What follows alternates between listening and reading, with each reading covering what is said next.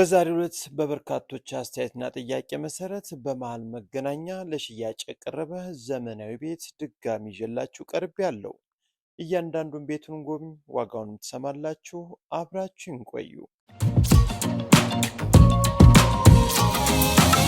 ሰላም ጤና ይስጥልን። እንደምን አደራችሁ፣ እንደምን ዋላችሁ ውድ አድማጭ ተመልካቾቻችን በውጭም በሀገር ውስጥም የምትገኙ ዛሬ በበርካቶች አስተያየትና ጥያቄ መሰረት አንድን ቤት ሙሉ መረጃውን አላቀረብክልን በሚለው እንግዲህ ዛሬ ሙሉ መረጃውን ይዤላችሁ መጥቻለሁ።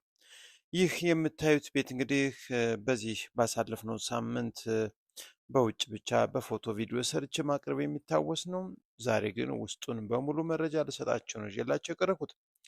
በመገናኛ አምቼ ጀርባ አሊያን ደግሞ በቶቶት በኩል በሁለት አቅጣጫ ማለት ነው መግባት የሚያስችል በጣም ቆንጆና ዘመናዊ ቤት እስካሁን ያልተኖረበት ለሽያጭ ቀርቦ ነው የምታገኙት። ይህ ቤት እንግዲህ ከፍታው ግራውንድ ፕላስ ስሪ ተደርጎ የተገነባ ነው። ግቢው እንደምታዩት ይኑራችሁ እንጂ 4 እና 5 መኪኖችን በነፃነት ማቆም የሚቻል ሲሆን ሁለት በሮችን የያዘ በሮች ደግሞ በሪሞት መከፈት የሚችሉ ናቸው። ታዲያ ወደ ዋና ቤቱ ስንገባ እንግዲህ ቅድሚያ የምናገኘው ማረፊያ ክፍል ወይም እንደ ሚኒ ሳሎን ማድረግ የምትችሉት ይህ ግራውንድ ላይ ያለ አንድ ሳሎን ነው። እንግዲህ ቤቱን ሳሳያችሁ መብራት ሳላበራ ባለበት በራሱ ማለት ነው እንድታዩት ፈለግኩ። ምክንያቱም የቤቱን ሁኔታ እንድታዩ በማለት ነው። በርካቶች እንግዲህ ቤቶችን ስታዩ መብራት ሳይበራ ብታዩ የቤቱን ውበት መለየት ያስችላችኋል። ለዛም ሲባል እንግዲህ መብራት ሳናበራ ነው ቤቱ ሙሉንም ማሳያችሁ። ታዲያ አሁን የምናየው ፊት ለፊት ዋና ማብሰያ ኪችኑ ሲሆን እዚሁ ግራውንድ ላይ ነው። ከኪችኑ ጀርባ ላይ የእቃ ማጣጠቢያ እንዲሁም የኪችን ቤት ግብአት ስቶር የሚውል አንድ ክፍል አለ። ከዚህ ከኪችኑ ጎን በሳሎኑ ፊት ለፊት ደግሞ አንድ መታጠቢያ ክፍልም አለ። ታዲያ ቤቱ የተገነባው ለራስ ታስቦ ለመኖሪያነት ተጠብቆ ነው የተሰራው። እጅግ በጣም ገራሚ የሚባል የፊኒሽንግ ስራዎችን እያንዳንዱ ቆንጆ የሚባሉ የቤት ማሳመሪያዎችን ተጠቅሞ ነው የሚገኘው።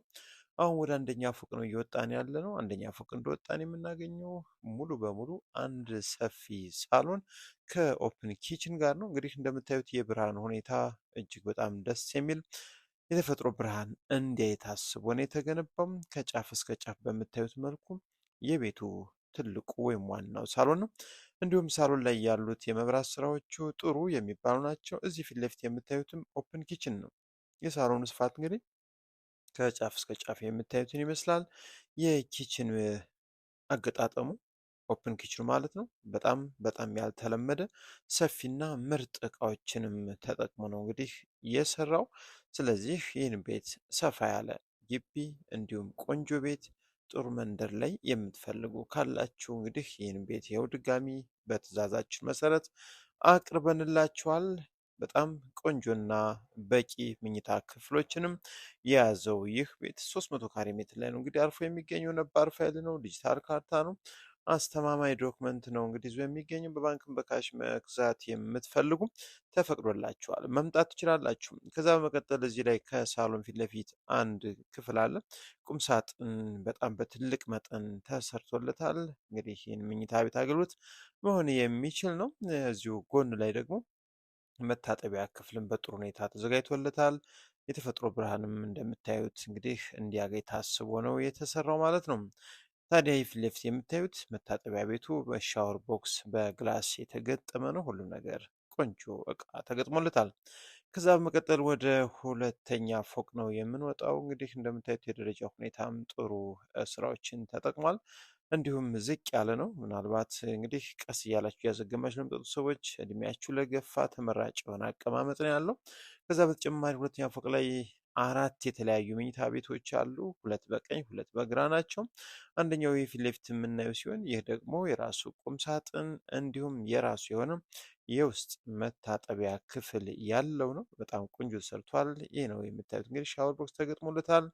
እያንዳንዱ ነገሮች ቆንጆ ናቸው። ከዚህ በመቀጠል ሌላም አንድ መኝታ ቤት እዚህ ፊት ለፊት ላይ ተቀምጦለታል።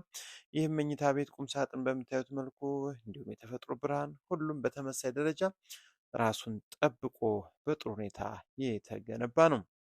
ይህም እዚህ ላይ ጎን ላይ ማለት ነው የራሱ የሆነ ሻወር ቤት ያለው ነው። ከፊት ለፊት ያለው አሁን ከምናየው ቀጥሎ ማለት ነው አንደኛው መኝታ ቤትም እዚህኛው ላይ ለጋራ ወይም ደግሞ ለሁለቱ ኮመን ሻወር ቤት ነው እንግዲህ አሁን ያየ ነው። ታዲያ ይህም ሌላኛው መኝታ ቤት ሲሆን ፊት ለፊት በምታዩት መልኩ ብርሃን እንዲገባ ታስቦ ተሰርቷል። ቁም ሳጥንም ጥራቱን በጠበቀ መልኩ ተሰርቷል። የቤቱ ከፍታም እጅግ በጣም ደስ የሚል ከፍታን ያየንበት። እዚህ ላይ ደግሞ የሆነች ሰፊ ኮሪደር ነገር አለች። ምናልባት እናንተ ለምትፈልጉት አገልግሎት መጠቀም ትችላላችሁ። ከዚህ በመቀጠል አሁን የምናየው ትልቅ መኝታ ቤት እንግዲህ ማስተር ቤድሩም ሊያክል ትንሽ ነው የሚቀረው። የውስጥ መታጠቢያ ቤት ያለው ቁም ሳጥን ደግሞ እንደምታዩት በጥሩ ሁኔታ ጽድት ብሎ ተገጥሞ ነው የሚገኘው። የውስጥ ባኞ ቤት ነው ያለው ማለት ነው። ስለዚህ እዚህ ሁለተኛ ፎቅ ላይ ያየነው ቦታ ላይ አሁን ማለት ነው 3 ሻወር ቤት እንዲሁም በአጠቃላይ 4 መኝታ ቤቶችን በጥሩ ሁኔታ ቁም ሳጥን ያላቸው ይዞ እናገኘዋለን። ከዚህ በመቀጠል የምንወጣው አሁን ወደ 3ኛ ፎቅ ላይ ነው። 3ኛ ፎቅ ላይ እንደወጣን የምናገኘው አንድ መኝታ ቤት ብቻ ነው። የመኝታ ቤት እንግዲህ የቤቱ ዋናው ወይም ማስተር ቤድሩም የምንለው ነው። እጅግ በጣም በጣም ሰፊ ተደርጎ የተሰራ ነው። እንግዲህ መኝታ ቤት ለማለት ይከብዳል። የመኝታ ቤት ስፋቱ እጅግ በጣም አስደሳች ነው። እኛ ወደነዋል። መታችሁ ብታዩት እናንተም 100% ትወዱታላችሁ። ቀጥታ እንግዲህ ይህን ቤት እንዳያችሁ ከሻጩ ጋር ተገናኝታችሁ ፋይሉንም ማጣራት ዋጋ መደራደር ትችላላችሁ።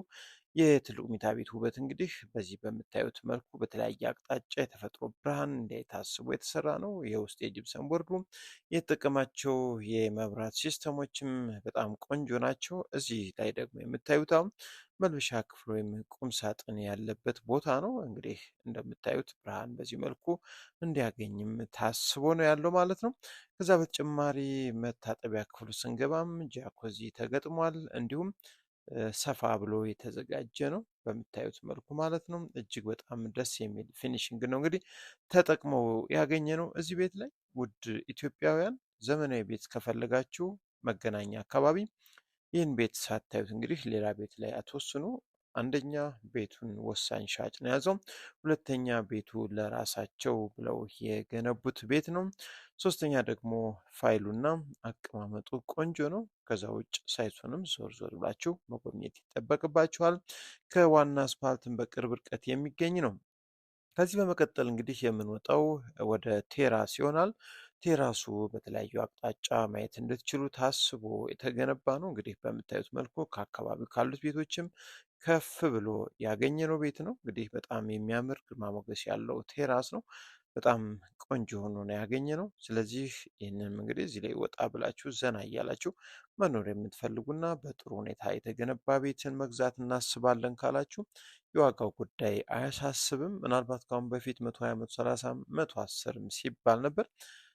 ትክክለኛ ቤት ፈላጊ ነን ካላችሁ ብቻ መታችሁ ዋጋ ስጡ። አሁን የምንነግራችሁ ዋጋ ሊያስፈራችሁ፣ ሊያስደነግጣችሁ፣ ወደኋላ ሊያስብላችሁ አይገባም። ምክንያቱም በርካቶች ዋጋውን ጥሪውን አይቀንሱ እንጂ ትክክለኛ ገዥ ከመጣ ለገዦች ብቻ እየተናገሩ ነው የሚገኙት። እናንተም ዋጋ መስጠት መደራደር ይጠበቅባችኋል። 100 ሚሊዮን ብርም ለሽያጭ የቀረበበት የዕለቱ ዋጋ ነው። ምናልባት በጣም ቆንጆ ድርድር እንዳለውም ልንነግራችሁ እንወዳለን። የዛሬው መረጃችን በዚህ ጨረስን። ሰላም ሁኑ።